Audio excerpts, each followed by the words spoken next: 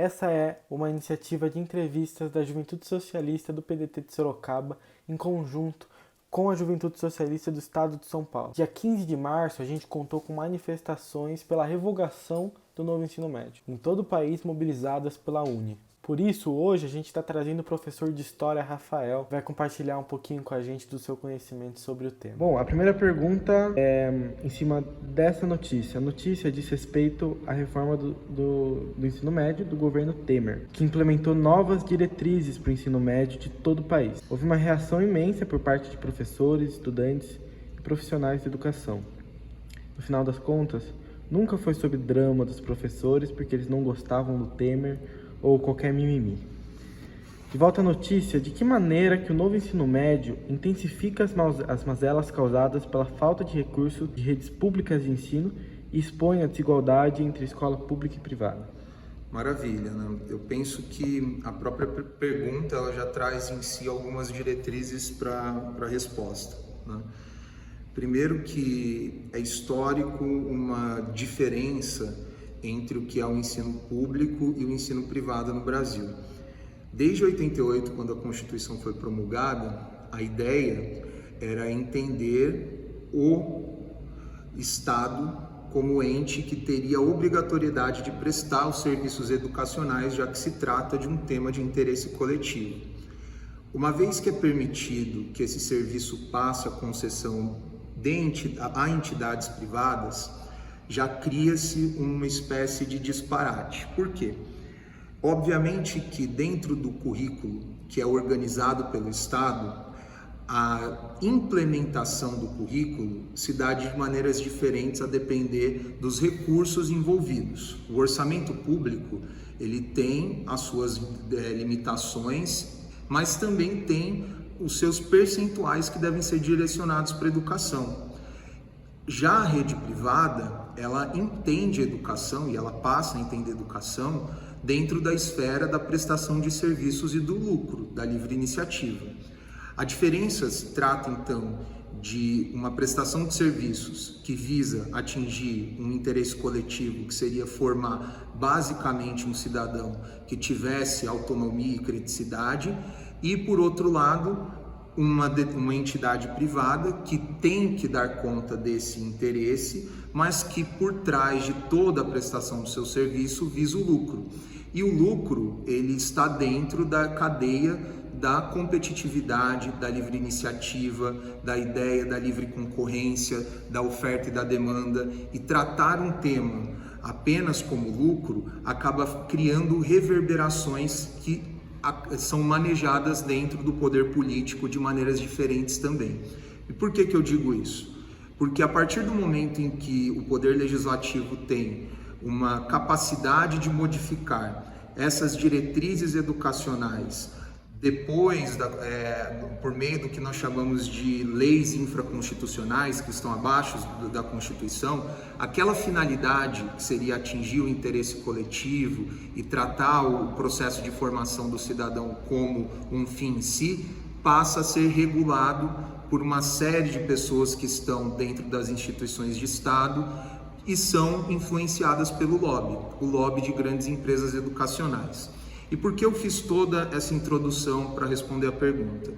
Porque a partir do momento em que se pensa um ensino médio, se pensa a BNCC, principalmente a partir ali do final dos anos 2000, início de 2010, a discussão em toda era como democratizar esse debate, ou seja, como trazer a sociedade civil para dentro das instituições que têm o poder, a tomada de decisão e a implementação desse tipo de matriz. A partir dali, né, o governo Dilma, mais especificamente, iniciou uma série de consultas públicas não só para tratar a sociedade civil como principal interessada, mas também para trazer a comunidade escolar para dentro desse debate, né? A comunidade escolar no sentido amplo, pais de alunos, né? Além também dos próprios sujeitos que estão dentro da rede privada e queriam participar do debate, exatamente para tratar essa decisão como uma decisão que não fosse colocada unilateralmente de maneira hierárquica e não partisse do próprio critério da soberania e também do que seriam os principais interessados. Conclusão: como todos nós sabemos, a partir de 2016 houve o impeachment da presidente Dilma, né? E após isso o vice, o Temer, assumiu o poder. E a BNCC ela foi aprovada durante o governo Temer. Essa primeira característica do debate, da discussão por meio de razões, ela passou a ser sistematicamente cerceada. Houve nada mais nada menos do que o estabelecimento de um conselho dentro do MEC, do Ministério da Educação, que decidiu, independentemente daquelas primeiras discussões e debates, quais seriam as diferentes matrizes e modelos a serem aplicados no Brasil. E o que a BNCC fez? Ela passou a desconsiderar alguns conceitos que já são debatidos em educação de maneira ampla, como, por exemplo, o conceito de capital cultural. A ideia de que o conceito de currículo oculto, todos eles dizem respeito ao quê?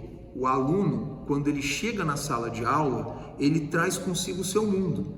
Ele traz consigo as suas influências, os acessos aos bens da cultura, ele traz consigo as diferentes capacidades, competências e habilidades que ele, dentro do seu seio familiar e da sua comunidade mais estritamente próxima, o permitiram ter e conhecer. E tratar de maneira homogênea todos os alunos e desconsiderar essas diferenças é ao mesmo tempo privilegiar exatamente esse disparate entre a educação privada e a educação pública. Por quê? O aluno da escola pública, por nós termos um país que é extremamente desigual, que vive com problemas como saneamento básico, falta de distribuição de renda, ausência de requisitos mínimos para a manutenção da dignidade humana, o mínimo existencial como alimentação, saúde, esse aluno que chega na escola, ele tem ali um primeiro espaço de convívio social, ele tem o primeiro contato com até mesmo adultos fora do círculo familiar ou do círculo da comunidade dele mais próxima, e é o momento em que ele vai ter uma série de influências que vão o distanciar daquelas influências imediatas. Entretanto, o profissional da educação que trabalha com esse aluno que chega com um mundo e uma cultura específica, ele é cerceado nos seus recursos e nas suas limitações orçamentárias e no déficit estrutural. Esse capital cultural que o aluno traz, como alguns autores gostam de manejar, um conceito criado até pelo Edgar Morin, um importante estudioso francês, né? Esse capital cultural, por ser um capital desigual, como é a própria função do acúmulo do capital, acaba gerando um processo de desigualdade que vai ser reproduzido dentro da relação de ensino-aprendizado. O professor da escola pública ele não vai ter os mesmos instrumentos de meios de comunicação, informática, e agora isso vai passar a se refletir também no quê? No currículo. Por quê? A escola em tempo integral, ela é diferente do que a educação integral. A educação integral é aquela que visa tratar de maneira interdisciplinar todos os conteúdos, todas as habilidades e todas as competências que um sujeito em processo de formação e dentro de um tecido social precisa ter para conseguir se desenvolver de maneira plena e autônoma. Se nós pensarmos então que a BNCC é aplicada de uma maneira a profissionalizar e a manter dentro da escola pessoas que não vão ter o mesmo acesso a uma proposta com recursos iguais, a educação privada ela vai criar uma desvantagem que vai ser reproduzida também na maneira de ser avaliado na entrada do vestibular. O vestibular vai se tornar o quê? Mais uma vez, uma intensificação de um filtro social. O aluno que vai ter acesso à universidade pública e às vagas que são gratuitas dentro do sistema do ensino superior é aquele aluno que teve todo um know-how e todo um cabedal da educação voltada para o lucro. Enquanto, por sua vez, o aluno da escola pública, que teve cerceado uma série de recursos, cujo professor não teve a possibilidade de trabalhar com uma série de instrumentos, ele vai ser cobrado da mesma maneira que o aluno da escola privada. E no final, a universidade e a educação de ponta no Brasil vai reproduzir o abismo social, e a educação não vai se tornar um instrumento de transformação, mas sim um instrumento que vai perpetuar uma desigualdade imensa. É comum, quando vamos ouvir críticas ao novo ensino médio, a gente ouvir que quem planejou essa reforma desconhece as condições e a estrutura das escolas públicas. Um dos nossos mestres, o Darcy Ribeiro, dizia que a crise na educação não é uma crise, é um projeto. A frase de Darcy se conecta com a primeira afirmação justamente porque nós discordamos de que quem elaborou a reforma desconhece as condições.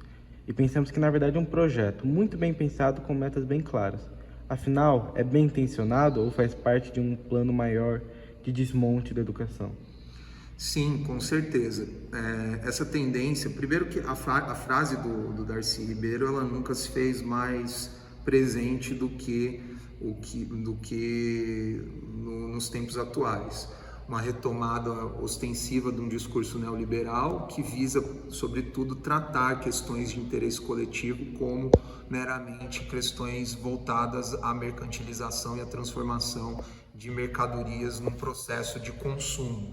Ou seja, a educação, que deveria ser um projeto de emancipação e libertação do sujeito, e que cumpriria inclusive uma promessa que não tem nem relação direta com aquilo que a maior parte dos seus detratores afirmam, né, que é a ideia de que tudo que diz respeito a um projeto coletivista é um projeto comunista, quando em verdade a primeira promessa do iluminismo é, lá naquele famoso texto do Kant, né, Was ist Aufklärung, o que é o iluminismo? É a autonomia do indivíduo, é a participação do indivíduo na construção da história coletiva, do espaço público. Essa promessa é cerceada. Essa promessa, ela vai se perdendo exatamente no montante das práticas daqueles que tomaram conta das instituições políticas no Brasil nas últimas décadas, que são os interessados em fragilizar, vulnerabilizar a população e principalmente a matriz estatal, para que ela seja uma espécie de objeto de privatizações. Essa tendência, ela é muito clara, por exemplo, quando nós pensamos no governo do Paraná. No Paraná, né, durante a gestão anterior às últimas eleições, houve um processo de privatização das escolas estaduais. Qual foi a consequência disso? Professores e alunos se organizando e revelando como esse processo acabou criando um déficit educacional muito pior do que aquele que existia antes. Uma vez que os profissionais são agora muito mais explorados, há uma demanda por parte deles que tem pouca relação com o que é essencialmente pedagógico e, principalmente, há uma ausência de uma percepção do interesse do que seria formar um cidadão pleno em consciência. A reforma do novo ensino médio, ela demonstra exatamente isso. A ideia de cada vez mais cercear as disciplinas relacionadas às humanidades, ou mesmo impedir a constituição de diálogos interdisciplinares que demonstrariam que a matriz que desmontou desde o século XIX a noção do intelectual universal em benefício de uma concepção do cientista topeira, como diria o Michel Foucault, só veio a falar mais alto as necessidades de mercantilização da educação, e o que nós notamos é exatamente isso. O projeto é fragilizar, vulnerabilizar, destruir e, principalmente, impedir que o cidadão se torne autônomo, para que a iniciativa privada tome o espaço daquilo que é relacionado ao interesse público. Bom, focando na questão professoral dos professores, de que maneira a reforma sucateia ainda mais a profissão? Olha, eu não vou nem começar pela questão relacionada à valorização da carreira em si, a valorização profissional, a valorização das condições mínimas de dignidade que deve existir alguém que exerce qualquer tipo de atividade laboral. Mas eu vou pensar na própria ideia da educação. Se a educação ela exige o tempo, e se cada vez mais o discurso neoliberal prega que o tempo seja voltado para o lucro, o que nós podemos notar, apenas olhando a estrutura de organização das disciplinas, é que a ideia das humanidades, a ideia até mesmo das exatas, a ideia das áreas biológicas terem uma espécie de espaço de conexão ou mesmo de discussão e a utilização das matérias para debates foram exatamente cerceadas em benefício da criação de uma ideia de itinerários. E qual é o problema disso? Na educação privada, os itinerários eles podem ser aplicados de maneira extremamente criativa. Inclusive, as escolas, antes da implementação das reformas, já estavam se preparando para isso com uma série de recursos que iriam beneficiar o aluno, não só em relação à sua formação, mas em relação ao vestibular. No que diz respeito aos professores, muitos deles perderam aulas. Professores que tinham, então, antes 4, 5 aulas de uma determinada disciplina, perderam espaço para um projeto que tem relação exatamente com a necessidade de mercantilização e da utilização de uma imagem a respeito do que é essa nova educação que está mais atrelada a um aluno do século XXI. Em verdade, quando nós pensamos no ensino público, a implementação dos itinerários, ela não tem nem mesmo um feedback de recursos orçamentários para ser implementada, e ainda mais os professores que tinham outras disciplinas e a possibilidade de lecionar nelas e criar projetos mais amplos de participação do aluno ou aprofundamento de debates e discussões foram cerceados porque outras disciplinas que são mais voltadas a essa ideia de profissionalização do aluno que está exatamente ali em condições sociais muito diferentes do aluno do colégio privado, ganharam espaço. Chegou mesmo agora ao pé de nós vermos notícias na mídia de aulas que foram utilizadas para ensinar os alunos a fazerem bolo de pote, né? Ou seja, a ideia de que o empreendedorismo, a ideia de que o self-made man, né, o homem que se faz por si mesmo, ele não precisa de certos conhecimentos que são considerados como inúteis. O sujeito que vai se valer da iniciativa privada com o objetivo do lucro, ele tem que ser preparado ou para ser trabalhador ou para ser um empreendedor do futuro. E isso, em verdade, é uma visão que limita o cidadão, aí sim, a uma polarização que diz respeito ao mundo do trabalho. Ou seja, a BNCC acabou se tornando um instrumento que intensifica uma divisão do mundo do trabalho e que perpetua desigualdades e que, infelizmente, está longe de ser aí afastada da esfera da educação. Bom, a gente sabe que a política não é só política institucional. A política também é sobre militância, sobre política de rua. Rolaram manifestações no dia 15 de março e elas são parte de uma estratégia que a militância precisa mobilizar para alcançar o que reivindica, que é a revogação do novo ensino médio. De que maneira a gente pode combater de forma efetiva contra a reforma do novo ensino médio? Então, eu penso que são duas coisas, né? A primeira delas é a mobilização da sociedade civil, e nesse aspecto eu penso que a militância atuou de maneira assertiva, não só nas redes sociais, como também na rua, tentando conversar e debater essas questões. Mas há também um outro ponto que é importante, é deixar bem claro na política partidária e nas instituições de Estado quem está do lado de quem.